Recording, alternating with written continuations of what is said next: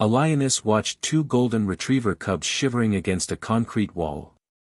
Their mother had died minutes earlier. No one imagined that this wild predator was about to make a decision that would challenge everything we know about nature. What happened in the following days left scientists unexplained and revealed something no camera had ever captured before. This is the story of Amara, Sunny, and Luna, an impossible bond that forever changed what we believed to be true about animal instinct. Wild Haven Sanctuary, located in the plains of South Africa, was completely silent on that cold June morning. Dr. Sarah Chen, head veterinarian with 15 years of experience with big cats, had never faced a situation like this. Two golden retriever puppies, just 3 days old, had lost their mother to complications during childbirth. Their tiny bodies shivered uncontrollably as their temperatures dropped with each passing minute. Sarah knew she had at most 2 hours to stabilize them before it was too late. The incubator was broken, and the nearest veterinary clinic was a 4-hour drive away on poor roads. She needed an immediate source of heat. That's when her assistant, Marcus, suggested something absurd. In the next enclosure, Amara, a 5-year-old lioness, had displayed unusual behavior upon hearing her cubs' moans. Amara stood by the separating fence, making low, guttural sounds Sarah had never heard before. They weren't threatening growls, but something different. Almost like calls. The lioness gently tapped her paw on the fence, her amber eyes fixed on the box where the cubs cried desperately. Sarah hesitated. Placing defenseless cubs with a predator went against all safety protocols. But the cubs' vital signs were plummeting. With shaking hands, Sarah made the riskiest decision of her career. She wrapped the two cubs in thermal blankets and carefully placed them inside Amara's enclosure, positioning them a safe distance from the lioness. Marcus held a tranquilizer, ready to act at the slightest sign of aggression. Sarah's heart was pounding so hard she could hear it echoing in her ears. Amara approached slowly, each step calculated and deliberate. Her powerful muscles rippled beneath her golden fur as she lowered her massive head toward the tiny calves. Sarah held her breath. For an endless second, time seemed to stand still. Then, something extraordinary happened. Amara gently nudged the smallest calf with her nose, a touch so delicate it seemed impossible coming from a creature capable of bringing down a buffalo. The lioness lay down carefully, curling her immense body around the two cubs, creating a shelter of warmth and protection. The little golden retrievers, driven by their survival instincts, crawled against Amara's warm belly.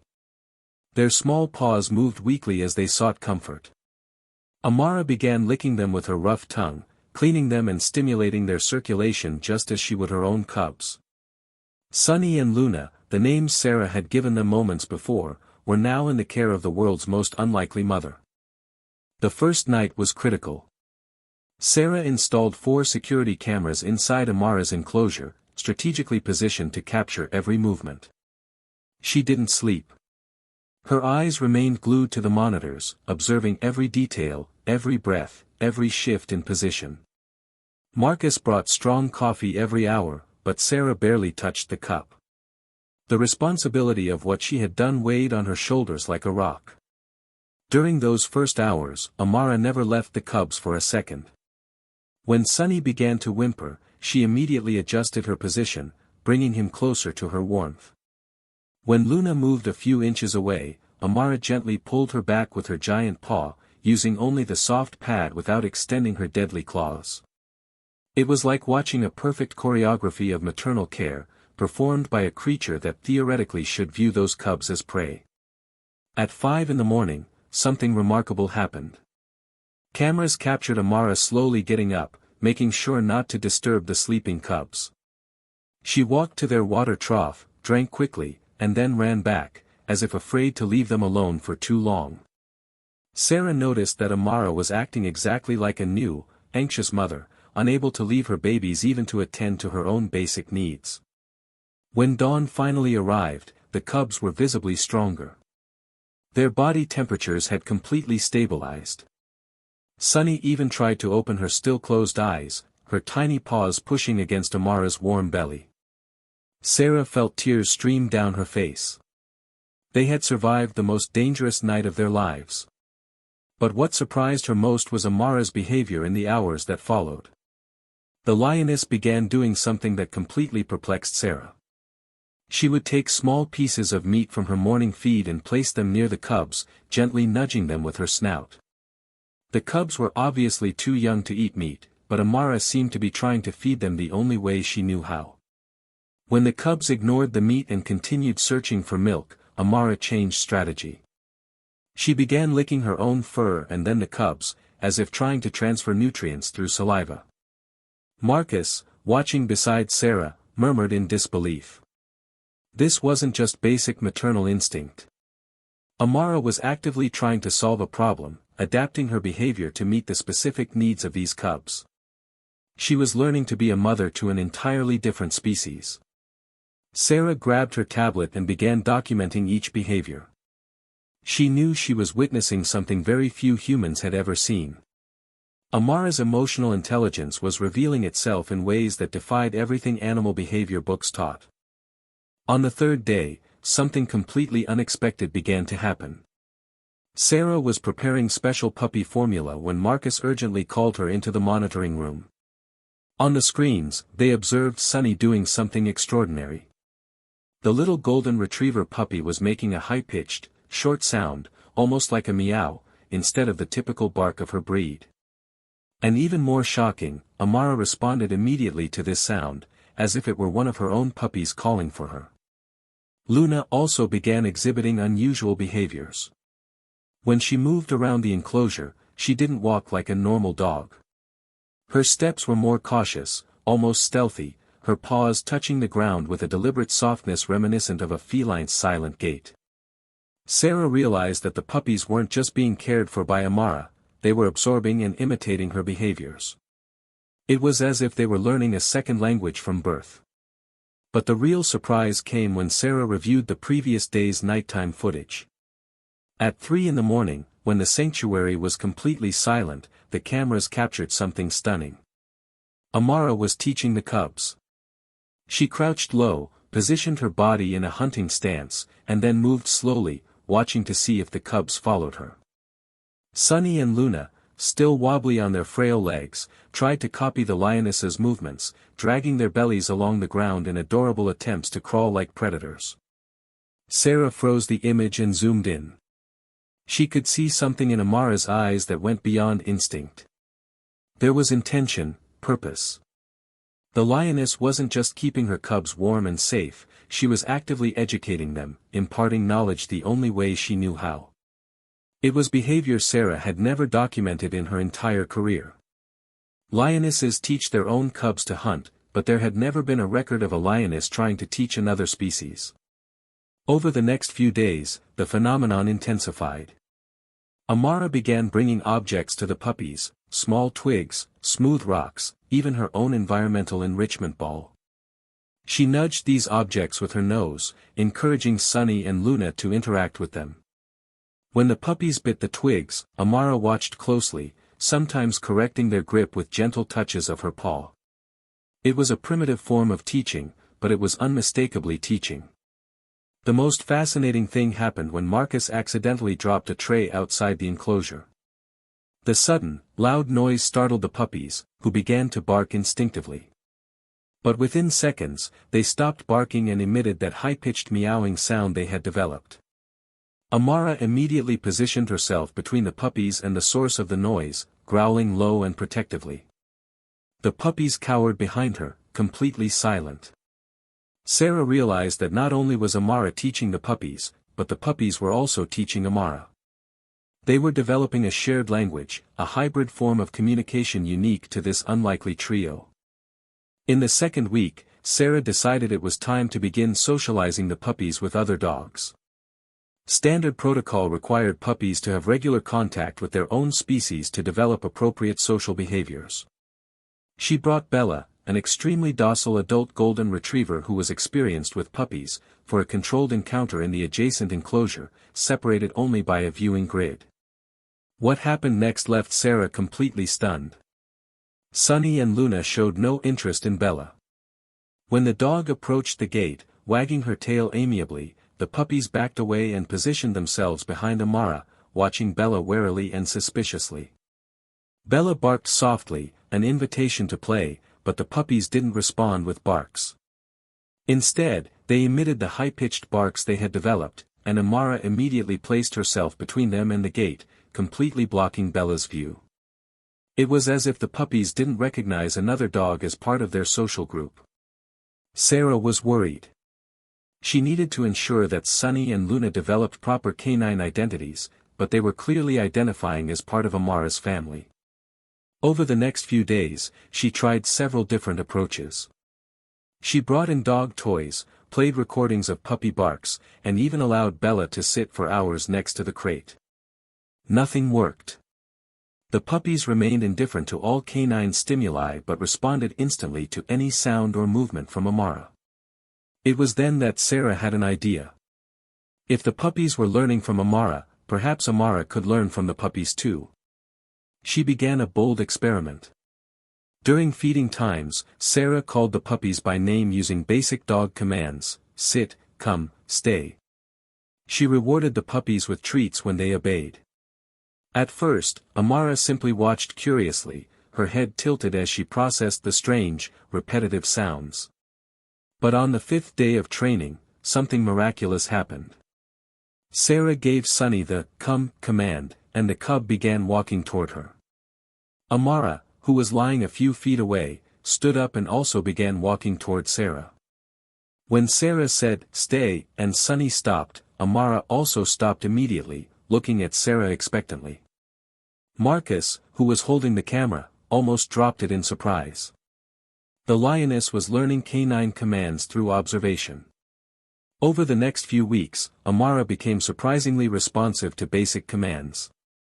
She understood come, stay, sit, and even down. Even more impressive, when the cubs disobeyed a command, Amara gently guided them into the correct position, as if reinforcing the training. Sarah realized she had discovered something revolutionary. Amara wasn't just adopting the cubs physically, she was adapting cognitively to become the mother they needed. And in the process, she was becoming the first lioness in recorded history to respond to canine obedience commands. By the end of the first month, news of Amara and the cubs had quietly spread through the scientific community. Sarah had shared her recordings on a private forum for animal behavior researchers, seeking guidance on how to proceed. The response was immediate and divided. Some researchers were fascinated and wanted to study the case personally. Others were deeply skeptical, suggesting that Sarah was anthropomorphizing natural behaviors and seeing patterns where none existed. Dr. Helen Reeves, an animal cognition expert from a university in England, flew to the sanctuary to observe the trio in person. She arrived with rigorous scientific skepticism, carrying behavioral measurement equipment and a list of standardized tests. For 3 days, she observed every interaction, timed every response, and measured every behavior. Sarah was nervous, fearing her interpretation of the events would be dismissed as amateur observation. But on the 3rd day, something happened that changed everything. It was early morning when a shrill alarm began to sound at the sanctuary. A wild leopard had breached the outer perimeter, likely attracted by the animal's scent. The leopard posed no immediate threat to the reinforced enclosures, but the sanctuary's animals panicked. Antelopes ran amok, birds screamed, and chaos ensued. Sarah and Marcus rushed to activate security protocols, while Dr. Reeves remained in the monitoring room, observing the animals' reactions on the cameras. That's when she noticed something extraordinary happening in Amara's enclosure. The cubs, now nearly 2 months old, began barking frantically toward the perimeter where the leopard was. It wasn't the hybrid sounds they'd developed, but high-pitched, repetitive barks, a classic canine alarm. Amara, who was lying down, instantly stood up, her ears pricked. She looked at the cubs, then in the direction they were barking, and her entire body went into high alert. Here was the most important part. Amara had never seen that leopard before. She had no way of knowing there was a real threat in the direction the cubs were pointing. But she completely trusted their warning. She roared loudly, a sound that carried throughout the sanctuary, and positioned herself between the cubs and the perimeter fence. Her roar served as a warning to all the other animals, who immediately changed their flight patterns, moving away from that specific direction. The cubs had detected the danger first due to their canine hearing, which is more sensitive to specific frequencies, and Amara had responded to their warning, potentially saving other animals from panic. Dr. Reeves stood paralyzed before the monitors, her hands trembling as she recorded every second. She had just witnessed something science rarely captures: genuine interspecies cooperation based on mutual trust and learned communication. This wasn't Amara protecting the pups. It was a collaborative defense system where each family member contributed their unique skills. When Sarah entered the monitoring room minutes later, she found Dr. Reeves with tears in her eyes. The scientist turned and said in a choked voice, "This isn't adoption, this is evolution happening before our eyes." After the leopard incident, Dr. Reeves cancelled her return flight and remained at the sanctuary for another 3 weeks. She wanted to document every aspect of this extraordinary relationship. Sarah finally had a scientific ally who understood the magnitude of what was happening.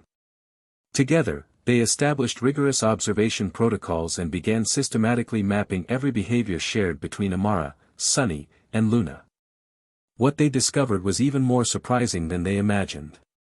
Nighttime cameras revealed that Amara was taking the kittens on secret expeditions inside the enclosure during the early hours of the morning. She guided them to different areas, teaching them to identify scents, move silently, and even climb small hills. But most fascinating of all, she adapted her teachings to the kittens' size and capabilities. When they failed at a feline task, she didn't insist. Instead, she observed what they did naturally and incorporated it into their routine. Sunny developed a particular skill that impressed both researchers. He began retrieving objects that Amara intentionally dropped, a classic retriever behavior. Initially, Amara seemed confused by this, but within a few days, she turned it into a game. She would throw twigs for Sunny to retrieve, and when he returned, she rewarded him with licks and attention. This was the first time a lioness had been documented playing fetch with another species. Luna, on the other hand, showed a different aptitude.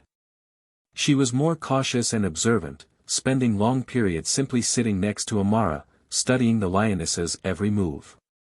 When Amara stretched, Luna imitated. When Amara groomed herself, Luna tried to do the same. Sarah noticed that Luna was becoming more feline in her behavior than Sunny, while Sunny retained more canine characteristics. The siblings were developing in unique ways, each finding their own balance between their canine and acquired feline natures. Dr. Reeves conducted recognition tests with both cubs. She presented them with mirrors, recordings of lion and dog sounds, and even pictures of different animals. The results were revealing.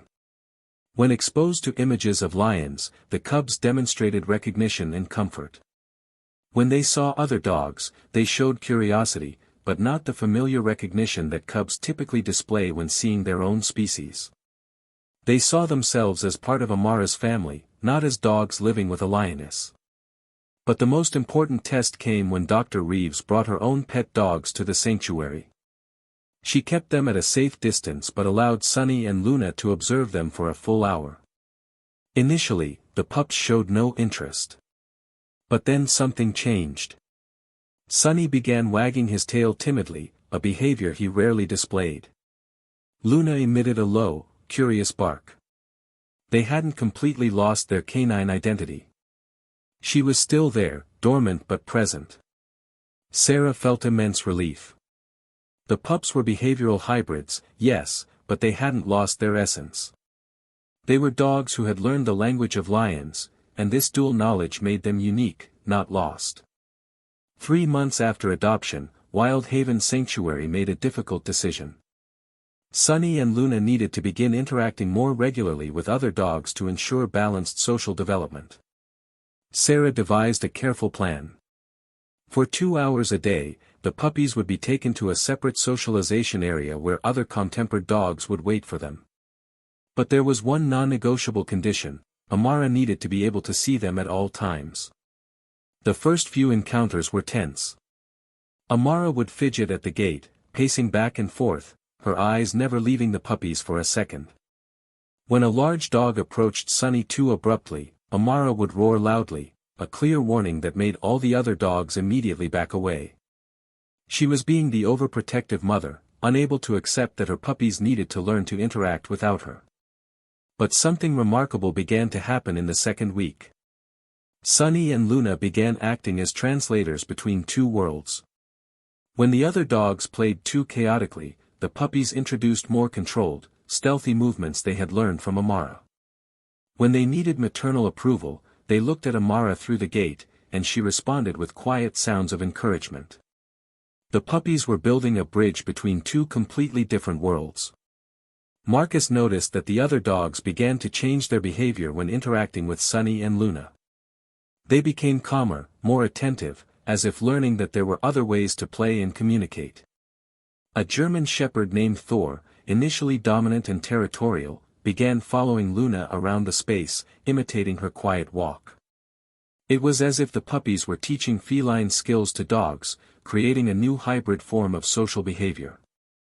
Dr. Reeves meticulously documented everything. She realized that Sunny and Luna had become what she called behaviorally bilingual animals. They could switch between canine and feline behaviors depending on the context and the needs of the situation. When they were with Amara, they adopted lower postures, silent movements, and that hybrid vocal communication. When they were with other dogs, they barked more frequently, wagged their tails, and played in recognizably canine ways. It was cognitive flexibility on a level rarely seen. But the real magic happened during reunion moments.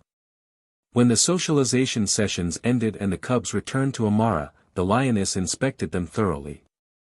She sniffed them from nose to tail, checking for any scratches or injuries, and then pulled them close in a protective embrace. The cubs melted against her massive body, making those uniquely contented sounds. Sarah realized that no matter how much time they spent with other dogs, Amara would always be their true mother. The bond between them wasn't based on biology or species, it was based on something much deeper, unconditional love, absolute trust, and a connection forged on that first desperate night when three lives met at the exact moment they all needed each other. 6 months had passed since that fateful night. Sunny and Luna were now adolescent dogs, almost half Amara's size. Their golden coats gleamed in the sun, and their unique personalities were fully developed. But something unexpected began to worry Sarah. Amara was losing weight. Her blood tests showed elevated stress levels, and she began refusing food some days. Sarah feared the worst, thinking she might have a serious illness. Dr. Reeves returned to the sanctuary as soon as she learned of Amara's condition. She spent days observing the lioness, analyzing every behavior, every interaction with the cubs. It was Marcus who finally noticed the pattern. Amara always looked worse on the days the cubs spent more time in the socialization area. She wasn't physically ill. She was suffering from separation anxiety, something common in human mothers but rarely documented in wild lionesses to such an extent. The sanctuary staff faced a profound ethical dilemma. Could they continue socializing the cubs knowing it was causing Amara emotional distress? Or should they prioritize the lioness's well-being and risk the cubs' social development? Sarah called a meeting with the entire staff, including Dr. Reeves, via video call. Opinions were divided. Some argued that Amara's well-being should be the absolute priority. Others insisted that the cubs needed this socialization to lead full, healthy lives. Then something completely unexpected happened that resolved the dilemma in a way no one could have anticipated. During a particularly long socialization session, Amara began to growl in distress, refusing to eat or drink water. Sunny and Luna, who were playing with other dogs, stopped instantly. They heard Amara's call through the distance and the walls. Without hesitation, they both ran to the door separating them from Amara, scratching and barking desperately to be let out. Marcus opened the door, and the puppies ran back to Amara at top speed. When they reached her enclosure, something extraordinary happened. Instead of simply snuggling with her as usual, Sunny and Luna began licking Amara's face repeatedly, a comforting behavior dogs perform when they sense distress in their owners. Amara responded immediately, her body relaxing, her breathing calming. The puppies had sensed their mother's emotional distress and voluntarily chose to return to comfort her. Sarah watched with tears flowing freely. The puppies weren't being forced to choose between their canine nature and their bond with Amara. They had made the choice for themselves. Over the next few days, the team completely revamped the socialization protocol. The puppies now had complete control over how much time they spent with other dogs. Some days they spent hours, other days only minutes. And Amara was included in some sessions, observing from a safe but nearby area, allowing her presence to reassure everyone. The result was transformative.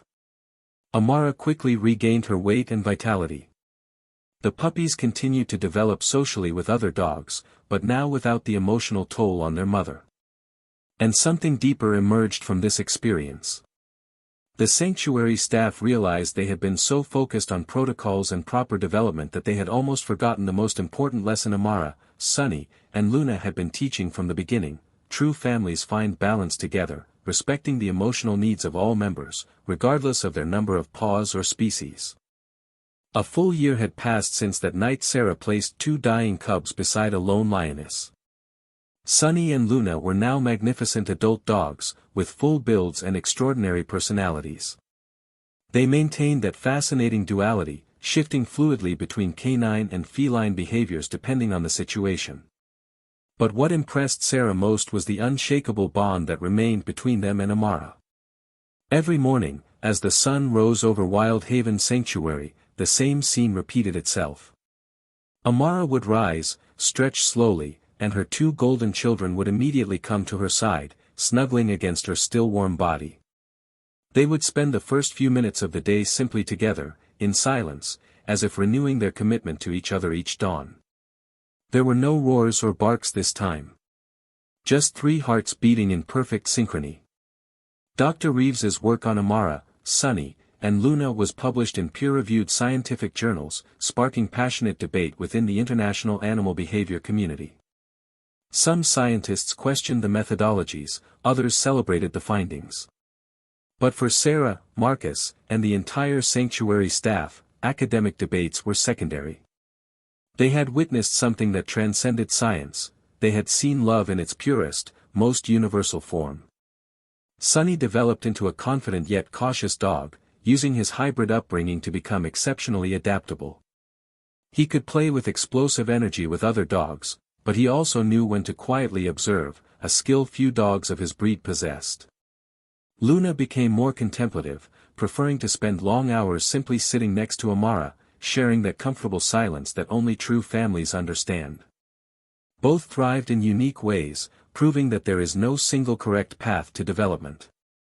Amara, for her part, blossomed in ways that surprised even the most experienced keepers. She was no longer the solitary lioness who had arrived at the sanctuary years before. She was a mother, protector, teacher, and friend. Her responsiveness to canine commands made her easier to handle during veterinary procedures, and her deep connection with the cubs seemed to awaken in her an inner peace that had previously been lacking. She had found purpose, and that purpose had transformed her completely. On a quiet afternoon, Sarah watched the trio from outside their enclosure. Amara lay under a tree, Sunny played with a nearby branch, and Luna rested with her head resting on Amara's paw. It was a picture of imperfect perfection, a family that shouldn't exist according to all the rules of nature, but did anyway. Sarah thought of all the times she almost didn't make that risky decision, of all the nights of worry and doubt. And then she smiled, because she realized that some of the best things in life happen when we have the courage to trust the impossible, when we allow our hearts to guide us where logic falters, and when we recognize that love knows no boundaries, not even those drawn by nature itself. If you enjoyed the story, leave a like, subscribe to the channel to help me bring you more stories, and activate the bell. Let me know what you think and share your tips and suggestions in the comments. There are many more incredible stories waiting for you here on the channel, so keep watching and discover other surprising stories that will touch your heart.